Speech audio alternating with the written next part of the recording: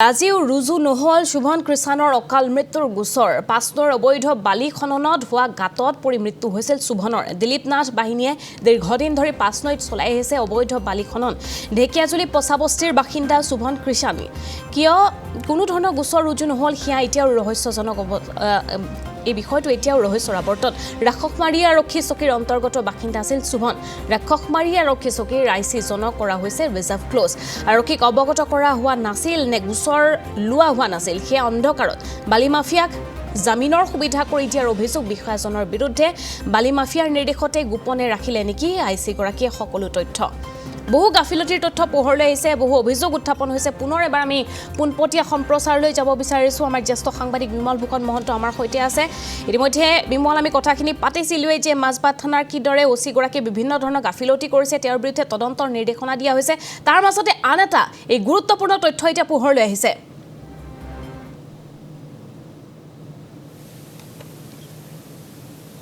হয় হিমাশ্ৰী চাওক ইতিমধ্যে এই গোটেই বিষয়টো অন্ধকাৰত আছিল যেতিয়া আসলতে আমাৰ সতীৰ্থ গৰাকীক ইতিমধ্যে মাৰপিট কৰিছিলে কেইজনমান দুৰ্বৃত্তই আৰু তেওঁলোকে মাৰপিট কৰাৰ পিছতে এই গোটেই ঘটনাবিলাক পোহৰলৈ আহিল আৰু সকলো কথাই সাংবাদিকৰ ওচৰলৈ খবৰ নাহে ঠিক তেনেধৰণে যি কাৰণে এই কথাবিলাক ইমান দিনে লুকাই আছিল কিন্তু যেতিয়া এই গোটেই কথাবিলাক এজন সাংবাদিকক তালৈ তেওঁলোকে মাতি নিব লগা হ'ল মাতি নিয়াৰ পিছত তেওঁলোকৰ বাতৰি কৰিব লগা হ'ল আৰু বাতৰি কৰিব লগা হৈছিল এই শুভন নামৰ এই লোকজনৰ মৃত্যুৰ পিছত যে একো ন্যায় নাপালে পৰিয়ালটোৰ সেই বাতৰিটোকে কৰিবলৈ আমাৰ ঢেকিয়াজুলিৰ সাংবাদিক বিমল জ্যোতি নাথক মতা হৈছিল আৰু লগত আন কেইবাজনো সতীৰ্থ লৈ তেওঁলোক তাত গৈ উপস্থিত হৈছিল পাছনৈত আৰু এই শুভনজ্যোতি নাথৰ মৃত্যুৰ কোনো ধৰণৰ ন্যায় নোপোৱাৰ বাবে যিটো বাতৰি কৰিবলৈ তেওঁলোকে গৈছিল ৰাইজে তাত তাৰ বাবে প্ৰতিবাদ কৰিছিল আৰু প্ৰতিবাদৰ বাতৰি কৰিবলৈ গৈ আমাৰ সাংবাদিকগৰাকীক প্ৰহাৰ কৰিছিল একাংশ দুৰ্বৃত্তই আৰু দুৰ্বৃত্ত কেইজন কোন সেয়া ইতিমধ্যে দৰ্শকসকলে গম পাইছে এজন আৰপিআই কৰ্মীৰ পুত্ৰ কপিল নাথ তাৰ সমান্তৰালকৈ আন কেইবাজনো জোন নাথকে ধৰি আন কেইবাজনো লোকক ইতিমধ্যে এইখন ঢেকিয়াজুলি আৰক্ষী থানাই গ্ৰেপ্তাৰ কৰিছে ঢেকিয়াজুলি আৰক্ষী থানাই যিটো গোচৰ লৈছে সেই গোচৰটোত গ্ৰেপ্তাৰ কৰিলেও কিন্তু সমান্তৰালকৈ যিটো মূল বিষয় আছিল মূল বিষয়টো আছিল যে শুভন নামৰ সেই লোকজনৰ অকাল মৃত্যুৰ পিছত তেওঁলোকে কোনো ন্যায় নোপোৱা এইটোহে মূল প্ৰসংগ আছিল কিন্তু শুভন নাথৰ অকাল মৃত্যু সন্দৰ্ভত এই মুহূৰ্তলৈকে কিন্তু কোনো ধৰণৰ গোচৰ ৰুজু নহ'ল সেই যিটো মাৰপিট কৰা গোচৰ মাৰপিট কৰাটো গোচৰটো ৰুজু হ'ল গোচৰ ৰুজু কৰাৰ পিছত ইতিমধ্যে তেওঁলোকে কপিল নাথকে আদি কৰি কেইবাজনো পাঁচজন যুৱকক গ্ৰেপ্তাৰ কৰিলে সমগ্ৰ কাণ্ডটোত আজিও আৰটিআই কৰ্মী দিলীপ নাথ পলাই ফুৰিব লগা হৈছে আৰক্ষীৰ তেওঁ বিচাৰি ফুৰিছে তেওঁ অসম এৰি অন্য ৰাজ্যত পলাই থকা বুলি কিছু অভিযোগ উঠিছে আৰু যিখন গাড়ী লৈ পাঁচজনৰ পৰা পলাই গৈছিল সেইজন আৰটিআই কৰ্মী সেই যিখন গাড়ী এতিয়াও ইয়াত আৰক্ষীয়ে জব্দ কৰিছে এই গাড়ীখন লৈ পাঁচজনৰ পৰা তেওঁ পলাই গৈ তেওঁ আচলতে আদবাটত এইখন গাড়ী এৰি আন এখন গাড়ী তেওঁ উঠি তাৰ পৰা পলাই গৈছিল AS12AG2303 সেই যিখন গাড়ী আপোনালোকে দেখা পাইছে এই গাড়ীখনে হ'ল ঘৰৰ পৰা যিখন গাড়ীৰে সেই আৰটিআই কৰ্মী দিলীপ নাথ পলাই গৈছিল সেই গাড়ীখনেই হ'ল এইখন গতিকে আৰক্ষীয়ে গাড়ীখন জব্দ কৰি ৰাখিছে এইখন গাড়ীলৈ যেটো এতিয়াও ঢেকিয়াজুলি আৰক্ষী থানাৰ গোচৰত পলাতক অৱস্থাত আছে আৰটিআই কৰ্মী দিলীপ নাথ আৰু সেইবাবেই আৰক্ষীয়ে তেওঁ বিচাৰি অনুসন্ধান চলোৱাৰ কালত পালে যে এই গাড়ীখন লৈ তেওঁ ঘৰৰ পৰা পলাই গৈছিল অৰ্থাৎ পাছনৈৰ পৰা আৰক্ষীৰ চকুত ধুলি দি তেওঁ পলাই যাবলৈ সক্ষম হৈছিল আৰু এই গাড়ীখন আৰক্ষীয়ে কোনোবা এটা স্থানৰ পৰা জব্দ কৰি আনিছে গাড়ীখনৰ ভিতৰত ইতিমধ্যে আৰক্ষীয়ে বহুত নথি পত্ৰ আৰু এটা পৰ্টেলৰ এটা বুমকে আৰম্ভ কৰি তেওঁ বিভিন্ন সামগ্ৰী আৰক্ষীয়ে লাভ কৰিলে এতিয়া প্ৰশ্নটো হ'ল যে যিটো মূল বিষয় আছিল মাৰপিটৰ গোচৰটো ৰুজু হ'ল এৰেষ্টটো হ'ল কিন্তু মূল যিটো বিষয়ক লৈ আমাৰ সাংবাদিকজন তালৈ গৈছিল মূল যিটো বিষয়ক লৈ তাত ৰাইজে প্ৰতিবাদ কৰিছিল সেইদিনা আৰু যি প্ৰতিবাদৰ বাতৰি কৰিবলৈ গৈ প্ৰহিত হ'ল আমাৰ সাংবাদিকজন সেই ঘটনাৰ সন্দৰ্ভত কিন্তু এতিয়াও গোচৰ ৰুজু হোৱা নাই গতিকে কিয় শুভনৰ মৃত্যুৰ বাবে শুভনৰ অকাল মৃত্যুৰ বাবে যিটো গোচৰ ৰুজু হ'ব লাগিছিল সেই গোচৰটো আজিলৈকে কিয় ৰুজু নহ'ল সেইটো এই মুহূৰ্তত আটাইতকৈ ডাঙৰ কথা ঢেকিয়াজুলি আৰক্ষীয়ে এটা গোচৰ হত্যাৰ প্ৰৰোচনা তাৰ সমান্তৰালকৈ ব্লেকমেইলিং অপহৰণ অন্যান্য ধাৰা লগাই পেলাই ইতিমধ্যে কেইবাজনকো গ্ৰেপ্তাৰ কৰিলে তেওঁলোক জেললৈ গ'ল তেওঁলোকে বেইলো পালে সেই পৰ্যায়লৈ পিছত আহিম কিন্তু আমাৰ প্ৰশ্ন হ'ল যিটো মূল প্ৰসংগ আছিল যিটো মূল প্ৰসংগৰ বাবে ঢেকিয়াজুলিত এটা প্ৰতিবাদ হৈছিল যিটো মূল প্ৰসংগৰ বাবে ঢেকিয়াজুলি সেই ৰাক্ষসমাৰী আউটপোষ্টৰ অন্তৰ্গত সেই যিসকল লোক আছিল যিসকল লোকে প্ৰতিবাদ কৰিছিল পাঁচনৈ নদীৰ পাৰত সেই যি প্ৰতিবাদৰ বাতৰি কৰিবলৈ গৈছিল সেই শোভনে আজিৰ তাৰিখতো কিন্তু ন্যায় পোৱা নাই বা সেই শোভনৰ অকাল মৃত্যুৰ বাতৰি আজিৰ তাৰিখলৈকে কিন্তু বাতৰি কৰা হ'ল কিন্তু আজিৰ তাৰিখলৈকে গোচৰটো ৰুজু নহ'ল সেই বাতৰি কৰিবলৈ গৈ আমাৰ সতীৰ্থই ইতিমধ্যে প্ৰহাৰৰ সন্মুখীন হ'ব লগা হ'ল কিন্তু সেই বাতৰিটো কৰাৰ পিছতো আজিলৈকে গোচৰটো ৰুজু হোৱা নাই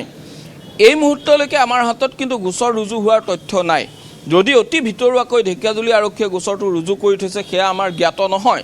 কিন্তু প্ৰথম কথাটো হ'ল যে যদি গোচৰটো ৰুজু হৈছে তাৰ তদন্ত কি প্ৰক্ৰিয়াত আছে বা ইয়াৰ সমান্তৰালকৈ আন এটা বিষয়ত প্ৰশ্ন উত্থাপন হয় হিমাশ্ৰী হয় বিষয়টো এনেধৰণৰ যে যেতিয়া এই বালি মাফিয়া কেইটা গ্ৰেপ্তাৰ কৰিছিল গ্ৰেপ্তাৰ কৰাৰ সময়ত কিন্তু তাত যিজন ৰাক্ষসমাৰী আউটপোষ্টৰ আইচি আছিলে সেই আইচিজনে আটক কৰা আৰু তেওঁলোকক গ্ৰেপ্তাৰ কৰা সময়ৰ যিটো পাৰ্থক্য সেইটো 24 ঘণ্টাতকৈ অধিক দেখুৱাৰ বাবে তেওঁলোকে জামিন পোৱা বুলি আমি জানিব পাৰিছোঁ এয়া আদালতৰ বিষয় কিমান সত্য আমি নাজানো কিন্তু যদি সেইটো অভিযোগেই হয় আৰু সেইটো অভিযোগতে আৰক্ষী বিষয়াগৰাকী ৰিজাৰ্ভ ক্লজো কৰা হ'ল গতিকে আমি ধৰি লৈছোঁ যে সেই অভিযোগটো সত্য কিন্তু যদিহে সেই বালি মাফিয়া ক'ৰবাত বেইল পোৱাত সহায় কৰি দিয়াৰ বাবে আৰক্ষী বিষয়াজনক আৰু জ্যেষ্ঠ আৰক্ষী অধীক্ষক যিগৰাকী IPS বিষয়া আছে তেজপুৰত SP হিচাপে সেই SSP গৰাকীয়ে ইতিমধ্যে তেওঁ ৰিজাৰ্ভ ক্লজ কৰিছে তেতিয়াহ'লে ক'ৰবাত বালি মাফিয়াক বেইল পোৱাত সহায় কৰা বা বালি মাফিয়াৰ প্ৰতি তেওঁলোকৰ অহেতুক দৰদ দেখুৱাৰ কথাটো IC গৰাকীৰ বিৰুদ্ধে যিটো অভিযোগ হৈছে সেইটো সত্য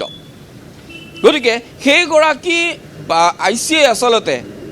এই যিগৰাকী শোভন নামৰ ব্যক্তিৰ অকাল মৃত্যু হ'ল তাৰ খবৰ এই ঢেকিয়াজুলি থানাৰ ভাৰপ্ৰাপ্ত বিষয়াগৰাকীক দিব লাগিছিল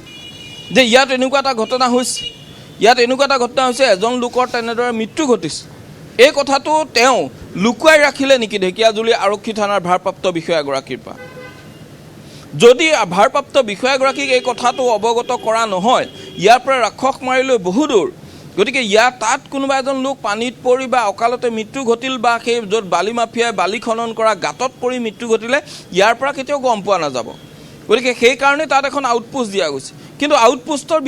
বিষয়াজনে সেই কথাটো ইয়াৰ ভাৰপ্ৰাপ্ত যিগৰাকী বিষয়া আছে তেখেতক অৱগত কৰিলেনে ভাৰপ্ৰাপ্ত বিষয়াগৰাকীক এই সম্পৰ্কত কিবা গোচৰ ল'ব লাগিব নেকি তাৰ পৰামৰ্শ ল'লেনে নিশ্চয় নাই লোৱা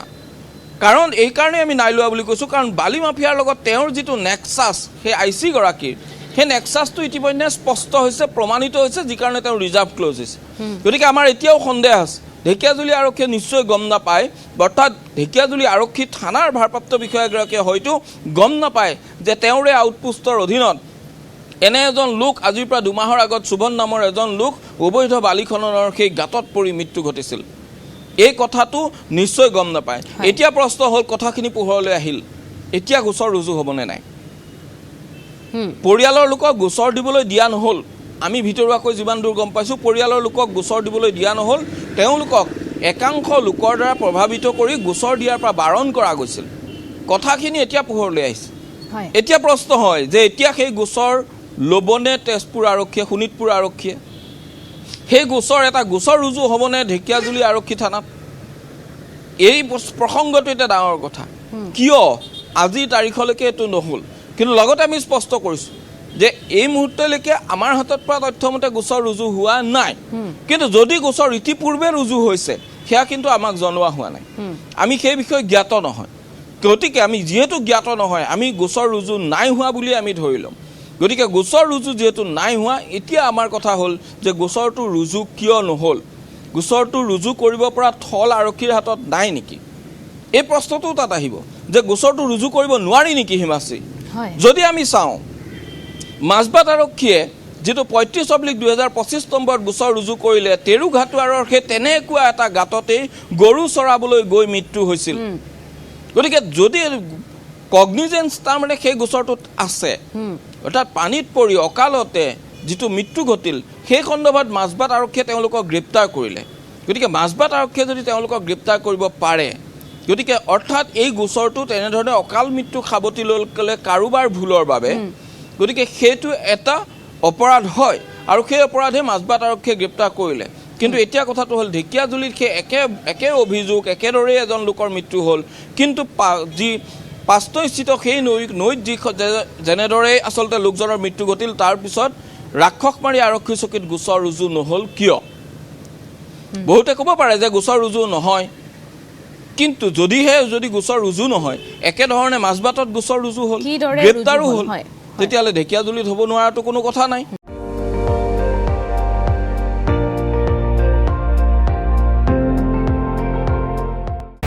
আপুনি চাই আছে ND24 সৰ্বশ্ৰেষ্ঠ নহয় সৰ্বোত্তমৰ দৌৰ